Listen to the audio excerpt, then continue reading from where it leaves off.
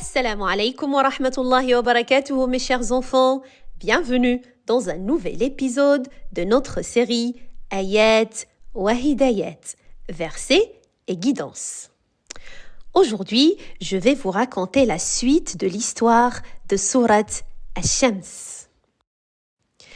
Vous vous souvenez de ce que nous avons appris la dernière fois? Allah nous a parlé de la création merveilleuse qu'il a faite. Le soleil, la lune, la terre. Mais ensuite, il nous a donné un exemple pour nous rappeler de ce qui arrive quand on désobéit à ses ordres. Il s'agit de l'histoire d'un peuple appelé les Thamoud avec la chamelle d'Allah. Il était une fois dans un désert magnifique entouré de montagnes majestueuses, un peuple appelé les Thamoud. Ce peuple avait tout, de belles maisons sculptées dans les montagnes, des champs pleins de verdure et des sources d'eau claire. Mais malgré tout cela, ils avaient oublié de remercier Allah.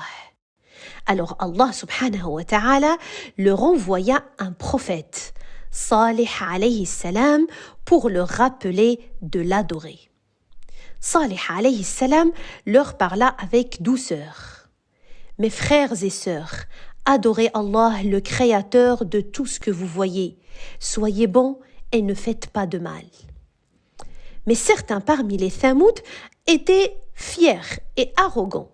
Ils lui dirent: si tu dis la vérité, montre-nous un miracle. Alors Salih alayhi salam leur demanda: que voulez-vous? Ils répondirent: fais sortir d'un rocher une grande chamelle qui pourra nous donner du lait et qui sera un signe pour nous. Salih alayhi salam pria Allah et soudain, sous leurs yeux émerveillés, un rocher se fondit. Et là sortit une immense chamelle, belle et majestueuse. Sa robe brillait sous le soleil et ses yeux étaient doux comme le miel. Elle semblait venue d'un autre monde, si calme et paisible. Les enfants des Thamoud l'aimaient déjà et couraient jouer près d'elle. Ils l'appelaient Naqatullah, la chamelle d'Allah. Mais Salih alayhi salam leur dit: prenez soin de cette chamelle, elle est un cadeau d'Allah. Elle a le droit de boire à la source un jour et vous le lendemain. Ne lui faites aucun mal. Et ainsi, la chamelle vivait parmi eux. Chaque jour, elle buvait de l'eau de la source et en retour, elle leur donnait tellement de lait qu'il y en avait pour tout le monde, même les plus pauvres. Elle ne faisait de mal à personne, marchant doucement parmi les champs, et les enfants aimaient caresser sa robe soyeuse. Mais les chefs méchants des Thamoud n'étaient pas contents. Ils disaient entre eux: cette chamelle prend trop de place. Et pourquoi Salih nous donne-t-il des ordres? Nous n'avons pas besoin d'Allah. Ils étaient jaloux de la chamelle, jaloux de Salih alayhi salam. Leur cœur était devenu dur comme de la pierre. Alors ils décidèrent de se débarrasser de Naqatullah. Une nuit sombre, ils chuchotèrent entre eux: demain, nous tuerons cette chamelle.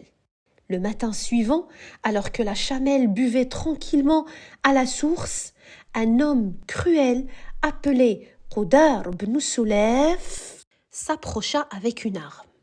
Les enfants crièrent: non, ne lui fais pas de mal. Mais il ne les écouta pas.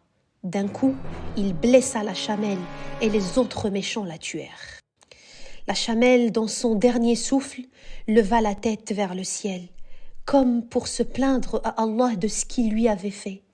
Toute la vallée devint silencieuse et même le vent semblait pleurer. Les enfants des Thamoud pleurèrent aussi, car ils aimaient cette chamelle. Salih alayhi salam arriva le cœur lourd.